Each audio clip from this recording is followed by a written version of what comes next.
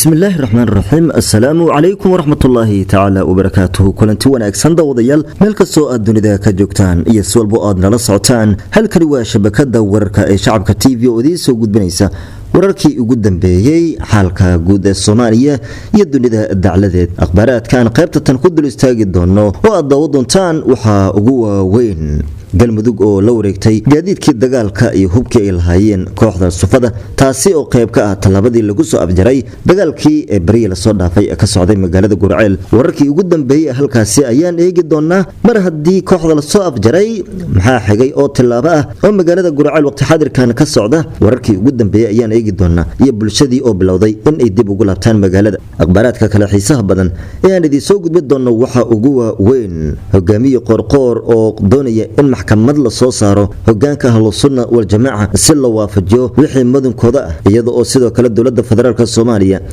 haddii ay ragga kan isku dayaan inay dalka dibadiisa u baxsadaan u adeegsan doonto booliiska caalamiga ee caalamka waxaan u eegi doonaa tallaabooyin ay qaaday dawladda federaalka ee Soomaaliya madaxweynaha jamhuuriyadda federaalka ee Soomaaliya waxa uu soo dhaweeyay guushaasi ciidamada qalabka sida ku soo afjareen urur siyaasadeedkaasi magaca diinta ku qaraabanayay ee sufada wararka kale aad daawadontaan inta warkayaga socda waxa ugu weyn dadaaladii ugu dambeeyay ee lagu dardargelinayo hawsha doorashooyinka oo ka bilowday magaalada Muqdisho iyo qaar kamida dawlad goboleedyada wararkaas iyo kuwa kale ayaan eegi doonaa meel kastoo caalamka ka joogtaan kulanti haboon halkani waa shacabka TV oo idin soo gudbinaya wararkii ugu dambeeyay dhacdooyinka Soomaaliya iyo caalamka intiisa kale daawade haddii ay tahay markii ugu horeysay aad soo booqatay shacabka TV channelka subscribe ku ahdo muuqaalkana like inoo saara waxaan se idinka codsanaynaa inaad warkayaga sii share gareysaan oo aad gaarsiisaan dadweynaha kale ee Soomaaliya si ay qayb ugu noqdaan kumanaanka ku xiran wararka iyo barnaamijyada ee ka baxaya shacabka TV waa inuu sidaas doodeedan waxay ku saabsan tahay wararkeena saliimka ku soo cabiri kartaan dawladda federaalka ee Soomaaliya waxa ay markaasi sheegtay in maxkamad la soo taagi doono isla markaana haddii dalka ka baxsadaan hogaanka ahlu sunna booliiska caalamka loo adeegsan doono ama booliiska caalamiga sida doorata talabada ay qorsheynayso dawladda Soomaaliya ayaa ra'yigeena saliimka ku soo cabiri kartaan ee daawadayaal imika inuu guda gallo tafaasiisha wararkii intaasi ka sii faahfaahsan iyadoo la soo afjaray kooxdii dhibaatada ka waday magaalada Gurceel ee gobolka Galgaduud isla markaana bariye la soo dhaafay la dagaalamayay ciidamada dawladda federaalka ee Soomaaliya ayaa xaalka magaalada wuxuu imika u muuqdaa mid soo yara hagaagaya iyadoo oo sidoo kale hubkii ugu badnaa loo dhiibay dawlad goboleedka galmudug mas'uuliyiinta maamulka galmudug iyo saraakiisha dawladda iyo kuwa galmudug ayaa si wada jir ah gudaha magaalada Gurceel ugu soo bandhigay gaadiidkii laga qabsaday kooxda bariyii dirta ay socdeen iyo hubkii ugu badnaa sidoo kale ciidanka waxay gacanta ku dhigeen rag reer miyiga ahaa ee xololeyda u badnaa isla markaana kooxda dagaalku adeegsanayeen meedad fara badan ayaa laga helay qaar kamid ah xaafadaha magaalada Gurceel iyo deegaanada kale u dhow magaalada sida xaafada lagu magacaabo jaamacadaha oo ahayd meeshii ugu dambeysay oo ay kooxda gabaadka ka dhiganayeen kuna dagaalamayeen halkaasi ayaa laga helay 20 meedad ah oo u badnaa kuwii dagaalamay walow ay qayb ka ahaayeen dad shacab ah mas'uuliyiinta dawlad goboleedka galmudug waxay shaaca ka qaadeen in qasaaraha dhimashada iyo dhaawaca dhanka ugu badan uu soo gaaray maleeshiyada halka sidoo kale tirada dhimatay ay qayb ka ahaayeen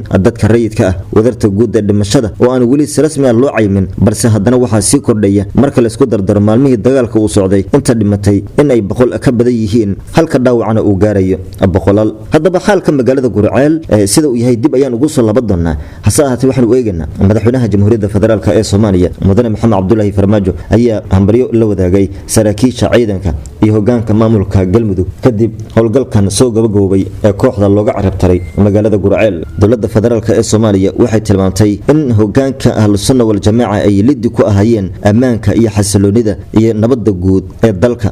sida daraadeed ay kooxdu ku cambaxday daadinta dhiiga rayidka ah iyo carqaladeynta nidaamka dawliga ah madaxweynaha jamhuuriyadda federaalka ee Soomaaliya ayaa qadka telefoonka kula xiriiray hogaanka galmudug iyo saraakiisha howlgallada horkacisay wuxuuna sidoo kale madaxweynuhu ugu hambaliyay dhammaan dhinacyadii doorka ka qaadatay howlgalka lagu soo gabagabeeyay kooxda dadaalkaasi ay bixiyeen dawladda federaalka ee Soomaaliya ayaa dhinaca kale qorsheynaysa in hogaanka ahlu sunna wal jamaa ee daadinta dhiiga shacabka ku cambaxay u adeegsato booliiska caalamiga ah haddii ay isku dayaan inay ka baxsadaan dalka dawladdu waxay imanka ku mashquulsan tahay sidii ugu habboonaa ee gacanta loogu soo dhigi lahaa Shaakir halka ninka kale lagu magacaabo Macalin Maxamuud markii hore ku sugnaa dalka Sacuudiga Shaakir wuxuu doonayaa inuu gabaad ka dhigto Kenya balse waxay dawladda federaalka Soomaaliya ilgaar ku haysaa qaab waliba oo uu ku baxsan karo shakhsigani waxaan dib ugu laabaynaa xaaladda magaalada Gurceel ee bariye la soo dhaafay dagaaladan ay ka socdeen mas'uuliyiinta maamulka Galmudug iyo sidoo kale maamulkii degmada Gurceel oo gudaha magaalada saxaafadda kula hadlay waxay bulshada ugu baaqeen inay dib ugu salaataan magaalada xaalkana uu degan yahay sidana waxa gudaha magaalada Gurceel ka sheegay taliyaha saldhigga booliska magaalada Gurceel iyo sidoo kale gudoomiyaha magaaladaas oo si wada jir ah warfayeenka kula hadlay halka waxay tilmaameen in xaalka uu degan yahay isla markaana dhammaan maleeshiyada la soo gabagabeeyay ummadda islaamka oo dhan sunnada jamaaca ah marka shakhsi wuxuu leeyahay ma ahan waa wax aan maaragtay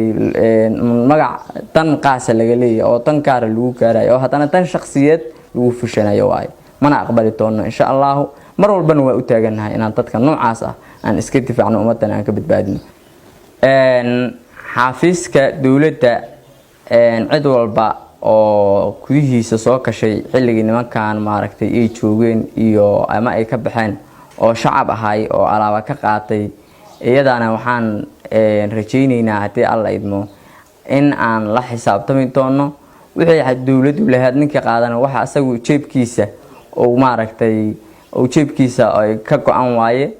marka si sharciyana waa la xisaabtami doonaa waa jirta xafiiska in waxyaabo badan laga qaaday laakiin waxaan rajaynaynaa hadii alla idmo inaan cid kasto oo hawsha sameeydo waxaan naga la shaqeynaa shacabka macluumaad badanna waan ka haynaa iyagana insha Allah waxaan rajaynaynaa inaan la xisaabtano dhamaan bulshada reer Gurceel waxaan rabaa halkaan maanta inaan uga baaqno dadkii ka barakacay magaaladan oo banaanka iyo qorraxda iyo cirada joogay inay ku soo laabtaan guryahoodii in muxuu ahaay ay magaaladii tahay hadda xaaladeedu mid degan in ay gacanta amniga magaalada ay gacanta ku hayaan ciidamada ammaanka ee dawladda Galmudug ayna tahay amnigu uu yahay mid sugan waxaan rabaa marka inaan bulshadii la barakacshay ee guryahooda dhufeesyada laga qotay ee la dhibaateeyay inaan ugu baaqno inay guryahooda dib ugu soo laabtaan taas waxaan rabnaa inaan gaarsiino fariintaas bulshada reer Gurceel waxaan kaloo rabaa inaan halkan fariin uga diro dhammaan hay'adaha ka howlgala degmadan Gurceel iyo dhammaan Galmudug inay caawiyaan dadka muddada 20 dhowrka bari ah ku dhibaateysnaay banaanka dhaxanta iyo roobka hooy la'aanta cunto la'aanta ay dhibaatadu ku haysatay in si degdeg ah ay uga jawaabaan inaysan jirin cudurdaar ah wada xiran ma jirto annaga ayaa u dabaanad qaadayna amnigooda iyo wadooyinka iyo meeshii ay mar lahayn inaan u fududeyna hadii Ilaahay yiraahdo marka waxaan rabnaa in sidii madaxweynuhu ugu baaqay in lala gaaro dadkaas caawinaad degdeg ah in laga jawaabo baahiyaha taagan runtii dadku waa barakaceen waxa laga yaabaa inaysan awoodin dad badan oo kamid ah inay guryahoodii ku soo laabtaan marka in dadkaas la caawiyo waxaan rabnaa inaan si degdeg ugu baaqno xaaladuna hadda waa mid degan magaalada amnigeeda iyo muxuu ahaay isku socodkeedana waa uu furan yahay ciidamada amniga waxaan ka codsanaynaa inay si dhow ula shaqeeyaan bulshada bacdama bulshadu ay tahay mid aad u dhibanna in loo fududeeyo isku socodka haday tahay gaadiidka iyo dadka lugeynayaba inaan dadka la celin muxuu ahaay loona fududeeyo inay guryahooda dib ugu soo laabtaan aadan ugu mahad celinaa mar kale ciidamada qalabka sida qaybahooda kala duwan sida wanaagsan ee kartida iyo adkaysiga leh ay ugu dul qaateen inay magaaladan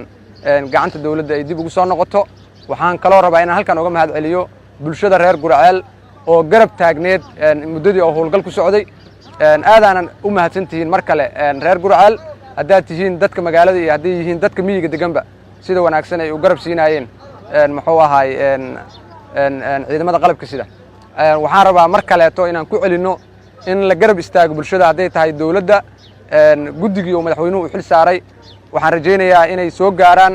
oo ay ka shaqeeyaan caawintii iyo sidii ay muxuu ahaay bulshada loo garab siinahay kuwaasi waxay ahaayeen dawadayaal mas'uuliyiinta maamulka magaalada Gurceel oo uu kamid yahay gudoomiyaha halkaasi iyo taliyaha saldhigga booliska ee magaalada Gurceel oo saxaafadda kula hadlay saacadii la soo dhaafay gudaha magaalada wixii ka soo kordhay xaalka magaalada Gurceel waan eegi doonaa gabagabadii hadii aynu isha marno magaalada Muqdisho waxaa ka socda qabanqaabadii ugu dambeeyay hawsha doorashada Soomaaliya la xiriirta saaxiibada Soomaaliya ayaa mar kale kulan gaar ah waxay la qaateen ra'iisul wasaaraha xukuumadda federaalka ee Soomaaliya Maxamed Xuseen xuseen roble. kulankaasi ayaa diradda lagu saaray dardargelinta howlaha doorashooyinka. waxay saaxiibadu tilmaameen in dhankooda wixii door ah ay ka qaadan doonaan fududeynta howlaha doorashooyinka. warkeed kala socoteen daawadayaal shabakada wararka shacabka TV waqti xadirkan wanageynta waad ku mahadsantihiin daawashada wararkeena. waa inoo qeybaha kale ee wararka isha ku haya shacabka TV meel kastoo aad dunida ka joogtaan. daawade haddii ay tahay markii ugu horreysay aad soo booqatay shacabka TV channelka subscribe ku ahdo muuqaalkana like inoo saara. waxaanse idinka codsanaynaa inaad warkayga sii sheer garaysaan oo aad gaarsiisaan